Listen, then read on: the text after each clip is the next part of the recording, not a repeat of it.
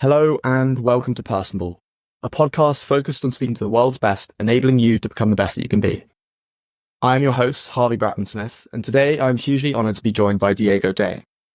Diego is an online creator and entrepreneur with over 381,000 YouTube subscribers, 310,000 followers on Instagram, and 1 million followers on TikTok.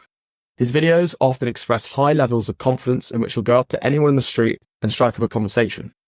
This can often be deemed as a modern day term as Rizz, aka charisma, in which he will try to get the contact details of girls.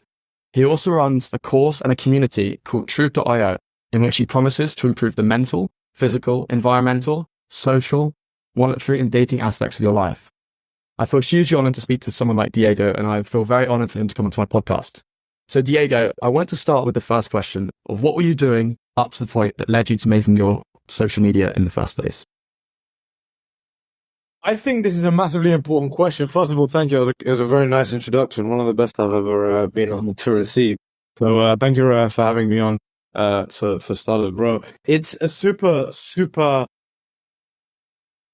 great and incisive question to ask, because I think everything you do before kind of the thing that makes you achieve what you want to achieve, builds your foundations to actually achieve that. So I went through a massive process in my life of working every single job you could ever imagine, from a 13, 14-year-old delivering the papers around my local area before school, to working office jobs where I was pretending to be comfortable in a suit and a tie, from even doing admin jobs where I spent most of my day doing coffee runs for the people running the business, to then having a football coaching business where I really learned the truth. Ironically, I like to say the truth a lot because that's what I relate most of my life to. Ironically, learn a lot of the truth about money, about finances. I was a 17-year-old making $50 an hour. And I was like, first of all, I thought that was loads of money at the time. And I was saying, my friends are all slaving away at $5 an hour. How is it just taking me a little bit of intuition to go away and make $50 an hour? And that's when my eyes really started opening up to the world of business. Then I spoke to a guy that was actually running a football coaching company who I was also working for as a coach, and saying, wait a minute, how much do you make? How does your business run? And going off the back of that, I created my own marketing business, into which I really saw money for the first time, in terms of, wow, you could literally, as long as you have the skill set and are the fucking guy, you can charge as much as you want to as many people as you want, as long as you can leverage them in an effective and efficient way. And there's so much money to be made. So that's a bit of my story. Through that marketing, not only did I learn a lot about business, a lot about money, but obviously I learned a lot about social media. And it was at a perfect time where social media was becoming the new internet, the new TV. Everything was going into social media, and, TV was a huge industry beforehand. But I was starting to realize that everything is going to be advertised through social media. The content creators are the new celebrities of the world. There's going to be a point in time where your Simon Cowells become irrelevant and no one cares about them. And every, content creator becomes, as we're called, influencers, are going to become the most influential people. So that's a bit of a background check for me, that led me on my path to social media. Yeah, I don't think your actual journey has been that commonly shared. I mean, I literally have I spent the last few days watching every single interview that you have done, or at least that I could find online, digging through, watching all of your Instagram reels, your YouTube videos, reading the transcripts. And most of it was basically built on this character that you built online. And I think it's really interesting to get into the depths of who is Diego and what made Diego into the person that he is today. Was there much influence from your parents or any role models or people around you? And do you think that you becoming an entrepreneur and becoming a CEO was inevitable, and it wasn't necessarily, it could be social media, it could be a business or something else? Or do you think there was a side that could have gone into a traditional career? Yeah, I mean, the influence of my parents in a career level was definitely on having a more, traditionally acceptable job. My dad's dream was to see me own a briefcase and a suit and walk into London every day working. And it was hard for him to comprehend that was never going to be me, because I always wanted more. I always had a very entrepreneurial mindset where I just wanted to try things. Yeah. So I'll say this. I never had any role models. Like every English kid, I admired a few footballers and then realized that footballers aren't the role models you actually need in this world, as amazing they are at what they do. They're not a world role model. They're a role model in terms of they're good at one particular skill set, but usually not the most in-depth, developed and great people. There are obviously, exceptions to that point. So I'd say the most influence I had was definitely from my parents, who gave me, I think, the characteristics I had. And I'll elaborate on that quickly because I don't love talking about family too much. My mum's a very kind human being. She's a very empathetic person. She has a lot of love. And I think that lives in the core of me. I think that's the core of everything I do. And it allows me to be very confident because I know the intention behind all of my actions is always good.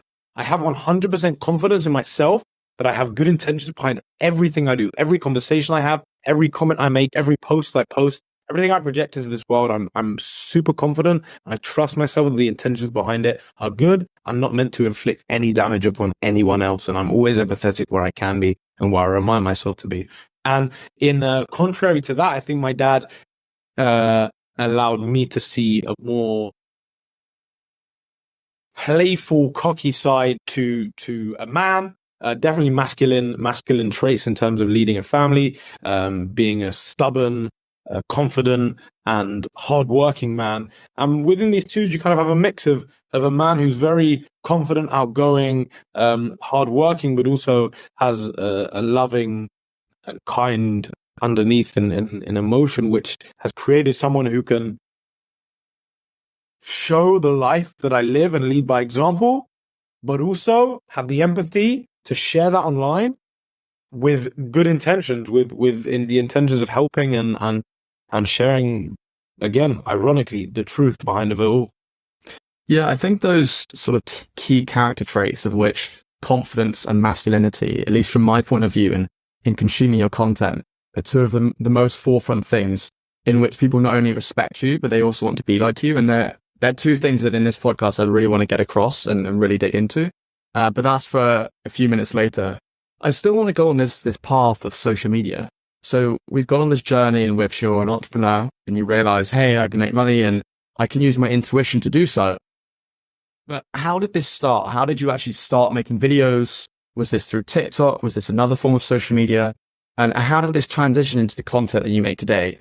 And on top of that, at what point did you achieve virality and in what form? Okay, so you might have to remind me about the virality question because I'm going to come to your first point, which is where I actually started. And I was very lucky. I don't like the word luck. I was very coincidentally fortunate in this aspect because I had a background in marketing. I understood marketing. I'd run social media pages before, and before I went viral, I understood how to go viral. I also had a very creatively inclined mindset, and I was a risk taker. So with all the attributes that I naturally had in life, and this is why I think I say I might not have had role models or massive inspirations, but my personality, my characteristics has led me to the success that I have. So through all of this knowledge and also characteristics, I met the right people, as to say. In Mexico, it was lockdown, and Mexico was one of the only places you could actually be without restrictions. So I was in Mexico, and ironically, the people that I met were in London, were from London, apologies, and they were content creators. And I knew from the minute they said, yo, you should create content, you have a good personality, I knew I was going to be better than all of them put together. And I say this, I'm still good friends with them now. There's some really, really great kind of dinosaurs of the game that have been making money before I was even, making money in social media, before I even had social media. But I've always been super confident in my personality that whatever it is I actually wanted to achieve, I have the complete and utter characteristics to achieve that. And that's why I was confident when I started social media. I didn't understand it so well. I had a lot of help from some great people who, as I say, learned the game very well. And now I'm in a situation where I've learned the game incredibly well. I understand the business behind it because of my marketing days. I understand the importance of marketing yourself. You are a brand in yourself. Anyone on social media should know that their face, their name is a brand. And through this, I learned how to monetize. I learned how to monetize off of monetization, if that makes sense. And then I also learned how to play with the algorithm and go viral and what was required on the internet to be successful. Sorry, just to butt in there quickly. I think there's a big thing, and I've learned this through the podcast that I have done, in which me as a podcast host always assumes that everyone else has listened to all my prior podcasts, assumes that people know who I am. But this could be the first time anyone's ever heard of me, and might be in the small chance the first time I've ever heard of you. So I was wondering if you could distill down in terms of the exact type of content that you made when you initially started going on social media. You know, was it trying not to laugh videos? Was it street interviews? Was it skits? You know, I sort of know this, but for someone listening, they might not. And then how did that transition to the sort of content you make now? It's funny you say try not to laugh videos because, you know, you laughed at it as if it was cringy, right? And that's what the game was back then. The game was all about making cringy content that hooked people on, that got, retention and got you paid. So I started with really cringy content. And luckily for me, I learned very quickly that wasn't the content I wanted to do. I started with street interviews, which is more commonly known as Vox Pop content, going around with a microphone, asking people stupid questions to get reactions. I might ask people, what is, your biggest red flag in a guy? That was a bit later down the line, but general, what I call quite cringy questions like that, looking for reaction. And then for me, it was a natural case of, it was natural, but also not. One day I was doing an interview with a girl and I was interviewing her normal questions, stuff like, really cringy stuff. What would you rate me out of 10? What body part on a guy you like that in me? Blah, blah, blah. So it's kind of borderline flirtatious interviews.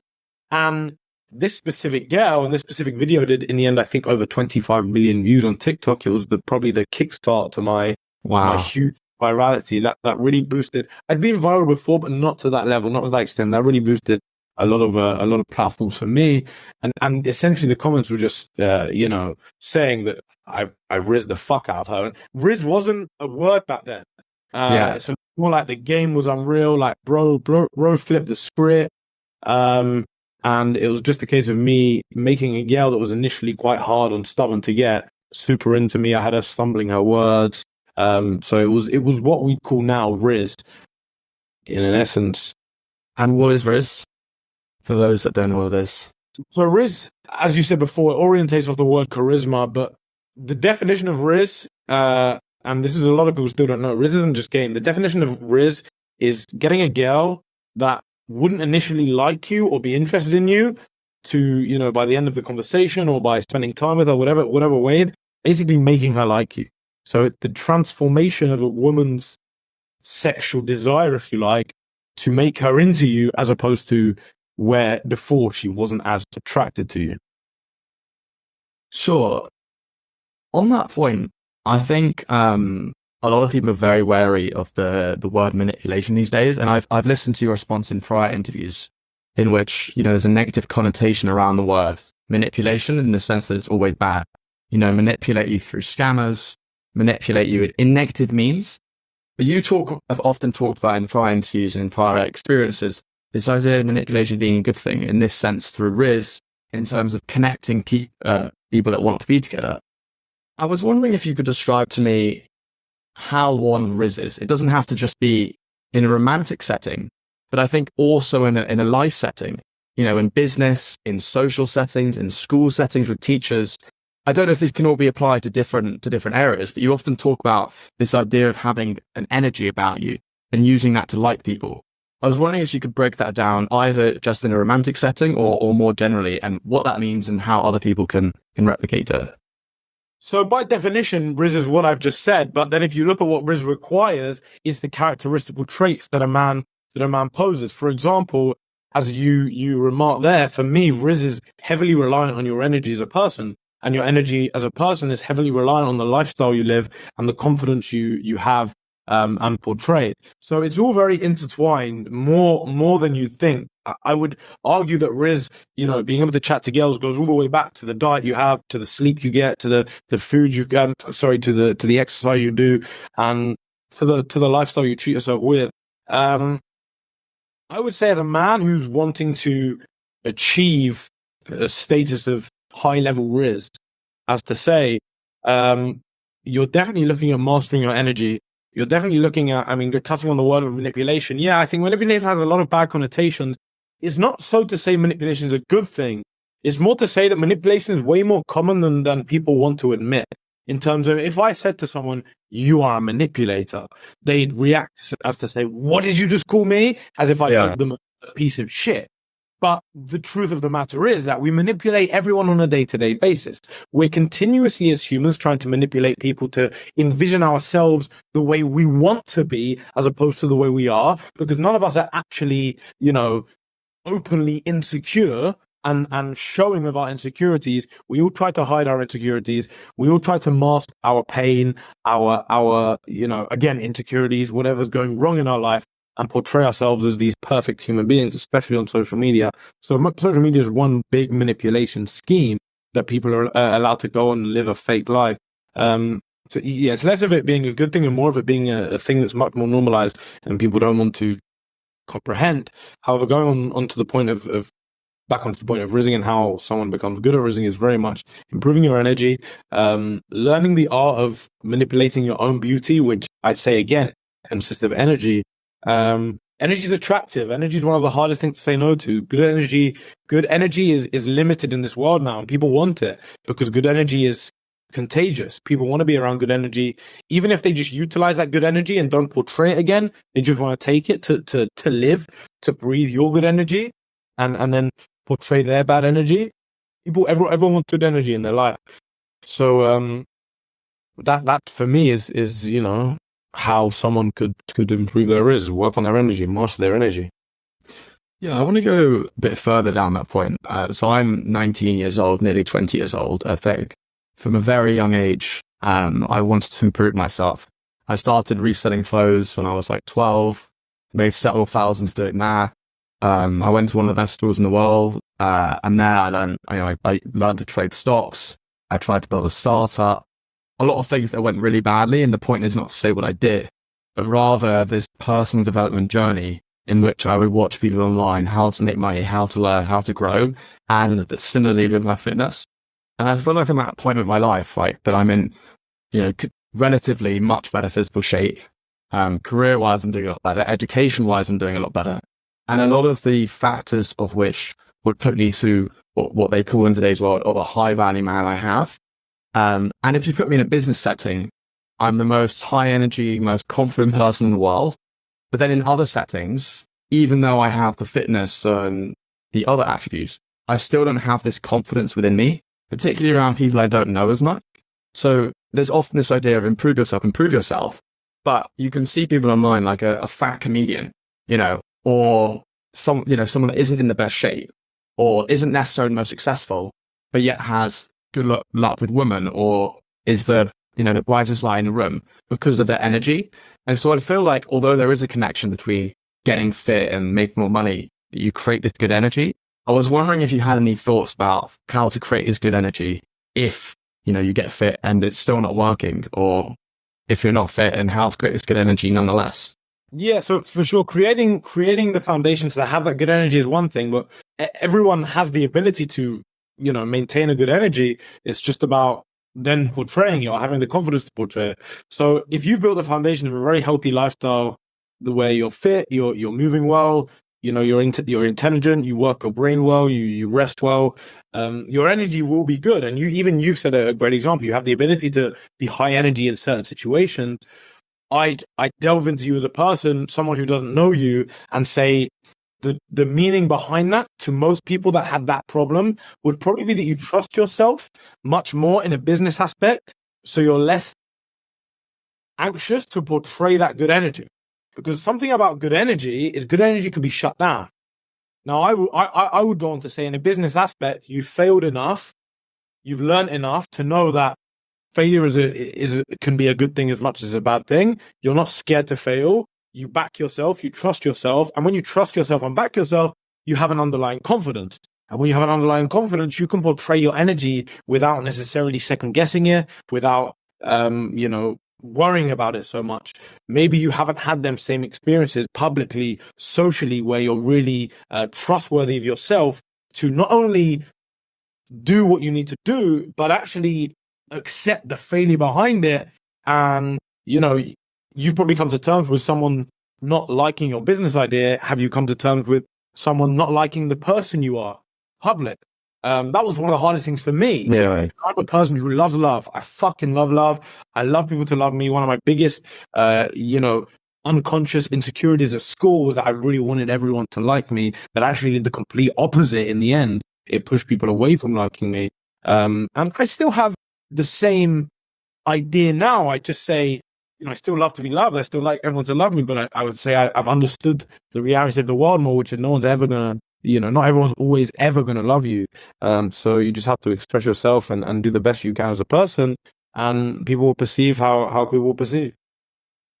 Yeah, I think that's a really good point. And I think at the end of the day, if people just look at you, a lot of people might write you off because they think you're good looking, or because, he does it every day, so that's why he's really good at it. But I think it's a natural contradiction because people say, oh, he does it every day, so he's good at it. It's like there's no one stopping you from going out there and doing this stuff yourself. But I would say that still, I'd say the first hurdle is always the hardest. So the point you were saying to me in business, I am not successful whatsoever in a business sense at all yet. I'm hoping to be one day, but I feel confident enough to put myself out there just as a note. But I think in a business world, within my own life, there's a sort of disconnection from me. So if you build a product or you build content, or, you're doing a deal, if the person doesn't like it, they're not disliking you, they're disliking your work. And I think you can kind of disconnect it in your mind. So like, oh, okay, I just have to improve the work. Whereas if a girl rejects you, or a friendship group rejects you, or a school is mean to you or bullies you, that's you. It's quite hard to disconnect yourself and your body from that. So have you got any advice for people trying to get over that initial hurdle?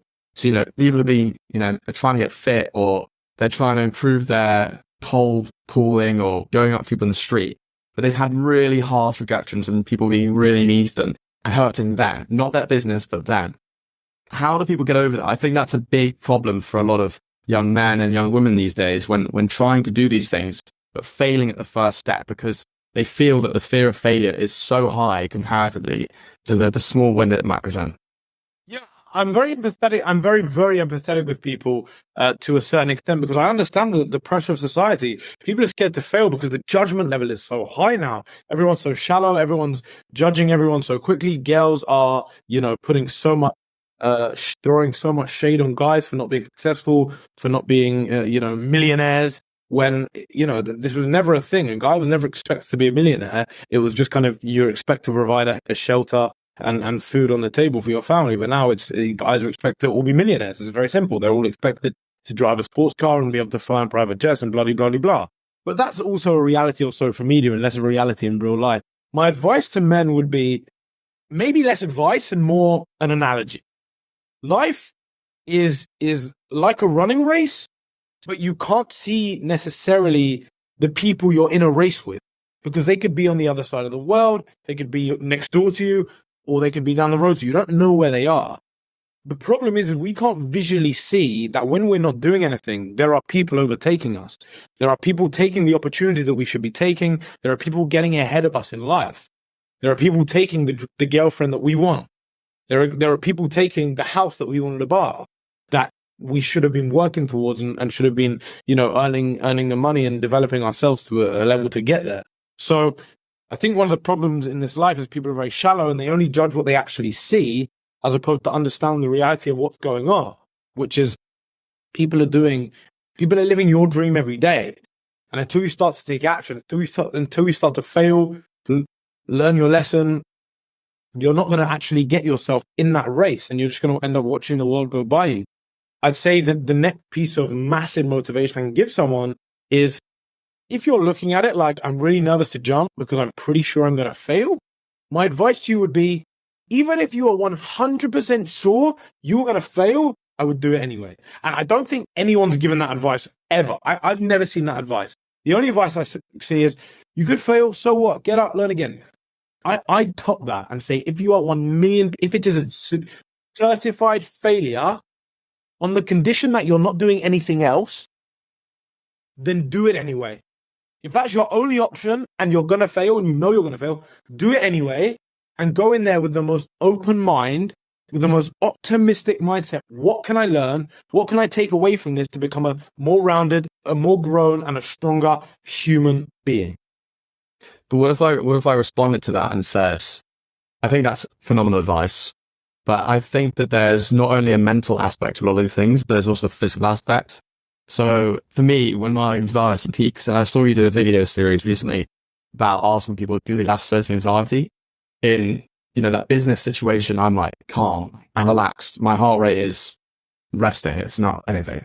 But in these situations where, I got to do public speaking or I've got to sing or play an instrument with a lot of people, my heart rate goes to its max and my body freezes. And I just like, I want to do it and I want to do it. And I'm like, just sat. I'm frozen.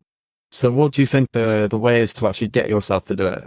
Whilst also in your mind, you don't really want to do it in the first place. So it's easier just to embrace that high heart rate and just sitting there and, paralysis in it without emotion. That makes sense. As I say, intelligence and understanding is where everything starts. And where that starts for you in that scenario specifically is understanding that you said it's your body that freezes up.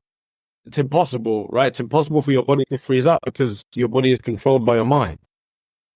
So you're saying that it's your body freezes up and you're blaming it on the fact that my shoulders tend. No, your brain tells your body how to act. So it's your brain freezing up.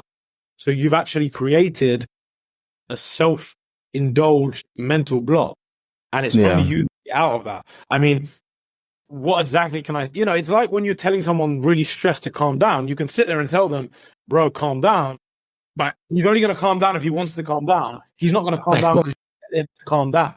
We all know that, you don't know what to say. So you're like, calm down, calm down. He's like, no, I don't want to calm down. Okay, so don't fucking calm down then. But you're the one that's going to, inflict damage on yourself. I'd say it's the same to you in this situation. I'm a big believer in there are a lot of solutions and you can help a lot of people in a lot of situations. But in this one specifically, if you feel a mental block in something, you need to actually ask yourself, try and understand the problem. Try and understand the real problem. Because your body's not freezing, yeah? Your muscles don't just self-freeze. It's something that your brain... Go into it. I've heard that... What could it possibly be? And if so, what solution can I do? Do I have to go for a run every day, with my shirt off in the freezing cold and allow loads of people to look at me weirdly? Do I need to go and lay in the middle of the street so people can look at me like I'm a freak? Just so I can accept the fact that, one, no one gives a fuck about you, and everyone that's looked at me like a weirdo in the street, I don't know, and I'm never going to see them again? Or is it a case where I need to, work on my levels of social anxiety? How do I do that? Go and approach 500 people. Go and ask them the time. After that, you won't be fucking socially anxious after you've been rejected by 497 people and 3 people actually told you the time. It's a case of how can I take action to develop what I want? Instead of continuing to make excuses, there is no solution. There's always a fucking solution. And sometimes the solution is just go and do something crazy and get your mind out of the place it is, and stop making excuses for yourself. I've heard this thing. I'm probably completely misquoting the person that said this. I think it may have been Tim Ferriss. But it's something, he may have not said it in the first place anyways, but it's something like the minute you write down a problem, that's the problem halved. And then you tell someone it's another problem halved. And then it's like the same with the business idea. You have an idea in your mind, you're like, oh my God, I don't know how it works, blah, blah, blah. But the minute you write it down, it's the same with a business idea or fear. What is the fear? So for me, it used to be a fear of needles. Okay, the fear is a fear of needles. Why do you have a fear of needles? Oh, I have a fear of needles because it hurts a lot. Okay, but how can you get over that? Oh, well, if I get this numbing cream and, I hold something, then, it's fine. And it's, that's one extreme example of a phobia I had that I got over. And the way to get over it was actually just having more injections and, for vaccines and that sort of thing. So that's a comparative example to that. The last point I wanted to make on this topic, is, so I've started to do this podcast of social media. Similar age when I told you I was 12 and used to resell these clothes. I had a YouTube channel. And I made YouTube videos every week, just because I love it. I would be like, Supreme's dropping this week. I think this is going to resell. I think these are the 1 to 2 items that are going to do well. Blah, blah, blah. And I had my little hat on 12. And I was passionate about it and nothing had impacted me. And then the first week that I went to my new school, my new boarding school, we had to create a Gmail account, for this game. And I logged on and my channel name was Bracken Clothing. And they were like, oh my God, Harvey, do you have a YouTube channel? And I was like, no. So I sprinted upstairs and I deleted every single video. It was like 100 videos. And in hindsight, I was really upset because I'd spent all this time doing this. And just the idea that someone might think of me as doing something bad, I deleted it. But that comes to the point of, I love your idea of doing stuff where you're unnoticed. Lying down the street, going up to a random person in a club that you're never going to see again, posting this thing on social media that, it goes out to the world, and you can sort of tell yourself that people you know aren't going to see this. But a big fear among people these days, and with social media, is you have followers. A lot of your friends follow you. A lot of the people you know follow you. Your little teacher, your boss, your friends, cousins, brothers, fiance. And so they have this fear of posting on social media, for example. How do you get over that fear of posting on social media or doing things or trying to ask for someone's number when people you know are around you and they're in a circle in which, social repercussions will occur because you will see that same person again or because the same people will see your content? Very long-winded question, but I hope that I came across to you. If your moral compass is good, if you're an integral and nice, kind person, and you're being yourself, and you have absolutely nothing to worry about. If you're hiding who you really are, or you're being, malicious towards someone, or uploading content with bad intentions, that's when you have something to worry about. Or you're trying to hold a standard that you're not. At the end of the day, I think the thing that most people are scared of is undermining society's standards of what a human should be. And a human shouldn't be someone who posts videos going around the street talking to girls. That's not what a well-behaving member of society should do. It's not it's not socially acceptable. Likewise, if my teachers saw what I did, they'd probably be like, it's a bit weird or whatever. They're 50, 60-year-old humans driving Fiat 500s. I don't care about their judgment. Someone who has knowledge, experience, and a successful lifestyle, their judgment would mean something to me, but not in a way where I care if they like me or not. I care if they're actually analyzing what I'm doing and telling me how I could do it better. That's when I care. People are always going to hate you. People will tell you that, I don't like him, he's too quiet. I don't like him, he's too loud. I don't like him, he speaks sometimes too much and doesn't speak enough sometimes. People are never, ever going to be happy.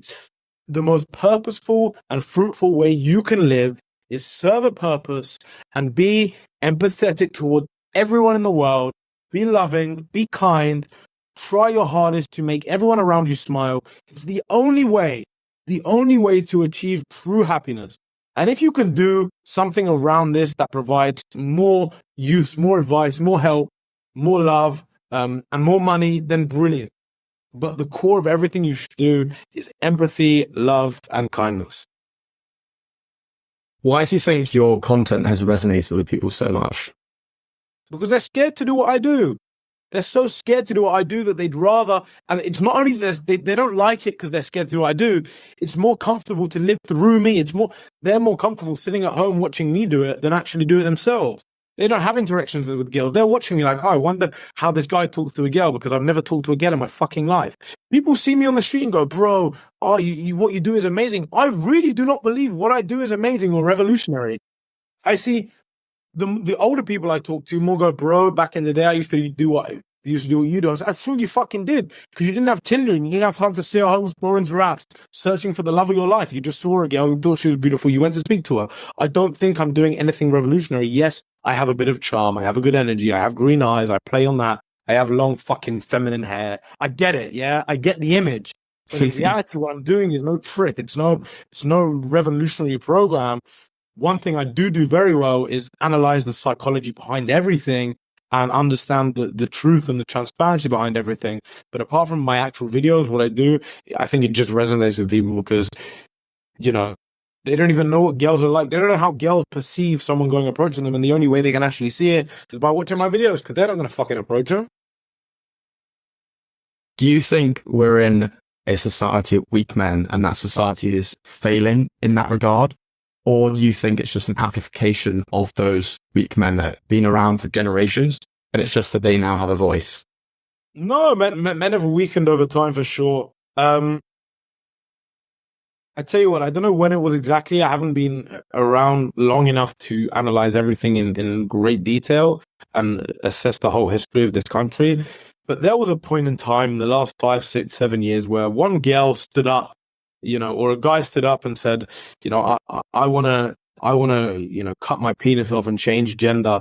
And everyone just kind of looked at it and went, okay, that's a bit weird, but I'm too scared to speak out about it because, I'm not allowed to say anything, so do what you need to do. And there was a time where girls came on the internet and said, we are the same as men, we need equality. What the fuck is equality? How can a woman with a complete different psychology, physicality, brain function, and animalistic characteristics be equal to someone with completely opposite characteristics? There's no such thing as equality. And the weirdest thing about it is they want equality between men and women, but there's not even equality between men. You and I are not equal in any way whatsoever.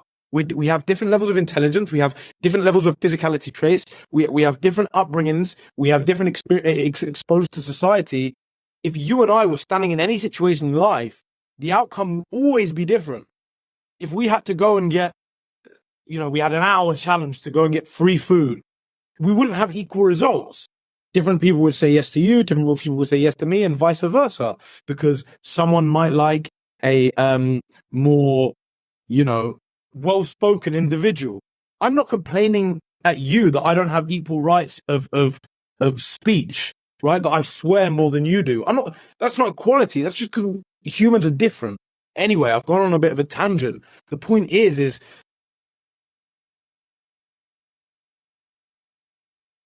people started to complain, and instead of doing what we'd always done in society, which is challenge insanity, we challenged Hitler. We challenged the insanity behind Hitler.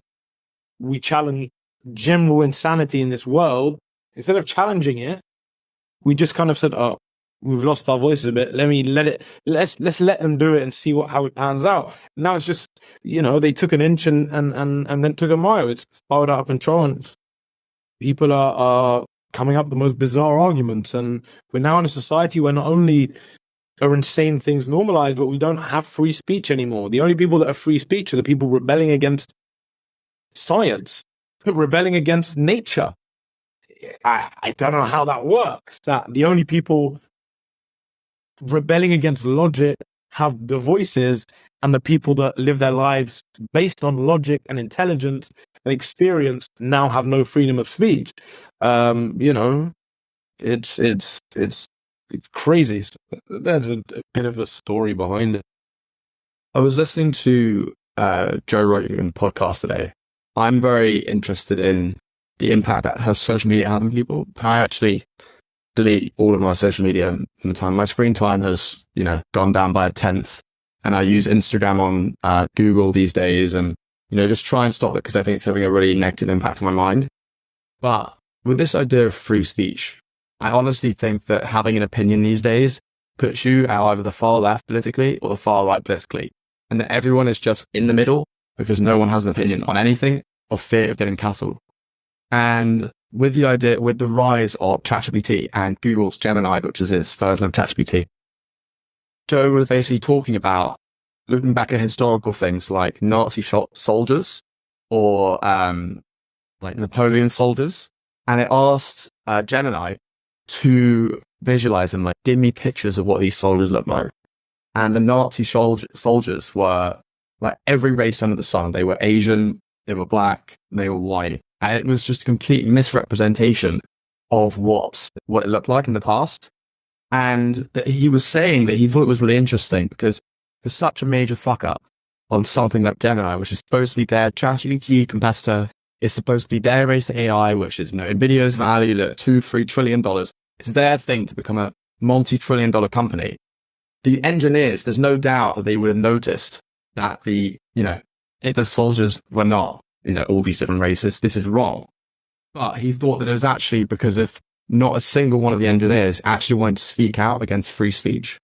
So on that point, I was wondering if you had any thoughts of how we navigate out of the hole that we're currently in which no one, and I mean no one, is willing to speak their mind, into a place in which, I don't care if you disagree with me, but at least you put your opinion out there and we can argue against each other and come to a reasonable conclusion, instead of just shouting each other down and, oh, you're cancelled, you can never speak again. No, the world will be destroyed before that moment ever comes. We're too far gone, unfortunately. There's no logic, bro. If you look outside in the world and just watch people, no one lives with logic anymore. People live with just pure emotions. And yeah, as I say, at a point where I'm not allowed to argue that a man can be a man, but a man's allowed to argue that a man can be a woman, how much further do you want to go? Bear in mind, your genitals is like the longest lasting form of nature and science that you have, and that's gone. Right, so I hate to play on that. Because I'm also a big advocate to let people do what the fuck they want with their lives and always be empathetic with them, always be empathetic. And I really am empathetic, even with people who decide, that they're born in the wrong body. I don't think it's 100% their fault. I think the society they've grown up in has in some way probably pushed them towards that decision. But instead of being a government that supports people that are going through, stuff like that, we encourage it. And it is encouraged now. Bro, it's LGBT is no longer a equality march, and it's now a promotional. It's a fashion brand. It's a fashion brand, and I actually, funnily enough, know a lot of gay people and lesbian people that are hugely against the idea of LGBT, because what they've very intelligently done is kind of group people together that are maybe suffering the same lack of equality, or they feel like the same lack of respect, and put them in a kind of an army. But there are a lot of, you'll find, gay people that really and strongly disagree. You won't see it because they don't want to show the footage of, people the cult arguing with themselves. But there are people, there are a lot of gay people out there that don't understand the concept of every other letter in the. I mean, I dread to think what it's going to be next year. It's going to be every single letter in the alphabet is going to be part of this. I have a lot of respect for people. I always try to treat people with empathy and respect. I'm a very loving person. But for me, there's certain things that become insanity that we suddenly accept over. And as I say, I no longer have the right to speak. I'm as simple as that. I no longer have a right of speech, and imbeciles do. So, what can I do? What can we do? Yeah, I think we've touched on many different points today, and it's very clear that you are willing to give your opinion on things. And I think whether or not people agree with you, I think that's an asset in and of itself, in that you're actually willing to put yourself out here. I don't, as I was saying before, Kevin, far left, far right, middle. The fact that you're willing to say what you think, I think, is one of the most admirable assets that anyone can have in today's world, particularly as we discussed, in which we think that's becoming increasingly rare. On that, you have this thing called the truth.io, in which you promise 5 or 6 things that would change anyone's life. I mean, making more money, being able to talk to girls, controlling your environment. All of these are very big asks. And so I was wondering if you could explain to me, firstly, what makes you qualified? Secondly, who you target with these 3 things? And lastly, how you actually get people to achieve these results that you set out for them to accomplish. I'm qualified purely by experience. I don't believe that any course could teach what I know. I'm qualified because I not only believe in the information I'm providing through life experiences and through a lot of testing, but I also, don't say that I'm right and they're wrong. I base all of my research, all of my information, all of my life experiences on logic, on intelligence, on emotionally controlled mutual perspective. And I've experienced every kind of level of value that a man could possibly do. I'm talking from a man who's had a lot of money and been massively, poor in health, in terms of my level of confidence, my happiness. I've had no money and been super happy. I've had loads of money and been really happy. So I've lived every kind of state a man could be in, from rock bottom to living life at the top without and with money. Someone achieves all of this in the short answer through self-development. It sounds cliche, sounds annoying. Oh, I actually have to do something to achieve all of this. You do. There's a blueprint to it. There's information there to really fucking help you and really open your eyes. It takes a lot of transparency. So if someone was coming onto it and looking for a really quick answer, I'd say this. I'd say you have to start by being completely honest with yourself all the time. Stop lying to yourself. And that might require some tears. That might require some slaps in your own face. That might require you getting butt fucking naked and looking in the mirror and seeing if you're fat, thin, and looking into your brain and analyzing why you do certain things, asking the question why to your life. And after you've understood this, you really need to build a strong foundation of your life. And then off of this, it's all about taking action. You have to take action on the person you want to be. You have to take action on the career you want. You have to take action towards everything you want in life. And you have to take that, as we spoke on before, jump over that first hurdle that can hurt, that you can fall down from, that can graze your knee, that can break your leg. It can do a lot worse. It can even kill you.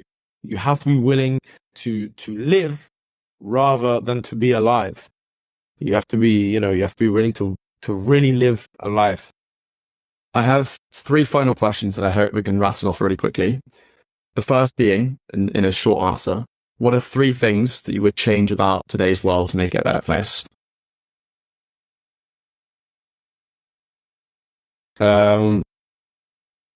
Take off imbeciles on social media. Educate kids properly about real life.